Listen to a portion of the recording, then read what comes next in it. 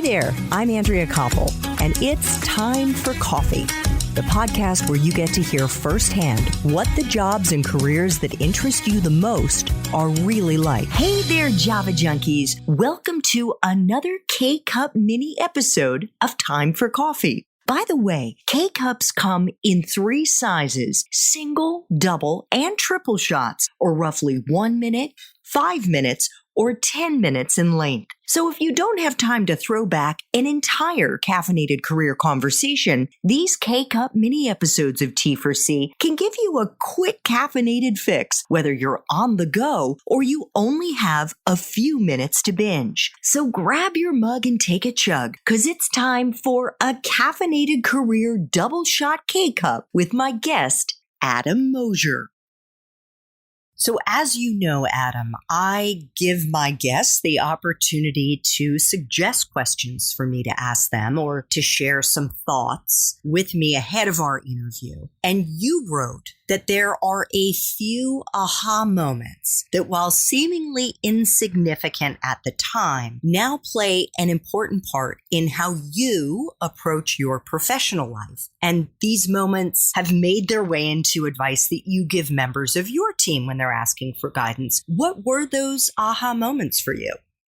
I think back to one very specifically throughout my career. So I work with a number of fantastic people, and I've been fortunate to work for a number of fantastic people. There was one woman, Amy Paris, back in my days at NBC, who, my role was expanding, and there was a particular opportunity that didn't necessarily work out the way that I had envisioned. And she said something to me that was, at the time, very simple. And I find myself going back to it as well as talking through members of my team about it now. But her advice, very simply said, is do your job well and good things will happen. And in my particular organization, some of our team members are in that first or second stage of their career, and they're really hungry for success. They're really engaged. They really wanted to come work for a company like Hulu. And then once they get in the door, they really want to grow and support and succeed at Hulu, which again, as a manager, is the best type of attitude you can hope for from one of your team members. But the timeline in which those expectations for their growth may not always align with the realities of the business need. And so I always think back to that piece of advice from Amy, which I mentioned to my team members when anytime I'm doing a coffee chat or talking to the group that's the entry level of my group, is to say, be patient. You're learning. Things are very specific to how Hulu operates, and some things are very specific to how a digital ad operations group operates. But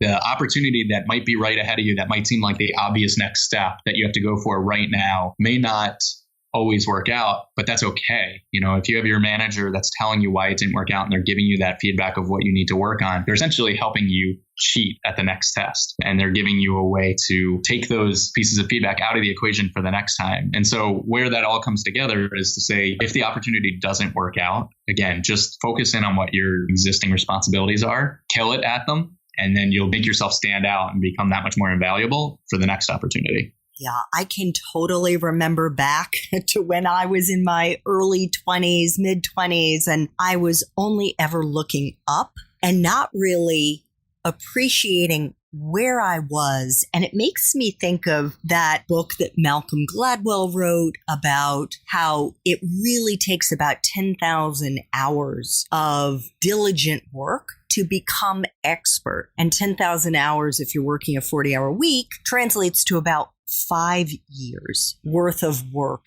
And you are not wasting your time doing some of those entry-level responsibilities because you are honing your craft and you are developing really important skills. Would you agree with that? Yeah. In my particular field, the landscape changes so dramatically, so quickly that you can master your current skill set or the current focus that you have. Let's call a time frame 6 months. But what you're doing over the next 6 months might be radically different, even in the same role as what you were doing for the first 6 months. And so leaning into that change and being able to be very adaptive while still achieving your day-to-day responsibilities, yeah, it absolutely is something that does take time. And you may not realize it at the moment, but all of that is practice that you are perfecting. Thanks for tuning in to this K-Cup mini episode of Time for Coffee. If you want to listen to our entire caffeinated career conversation, please check out the show notes for this episode. Thanks so much for listening to Time for Coffee, where the professionals in the jobs that most interest you always have time to grab coffee, 24/7, no matter where you live. I have one quick favor to ask you. Remember to rate, review, and subscribe to Time for Coffee. Thanks so much.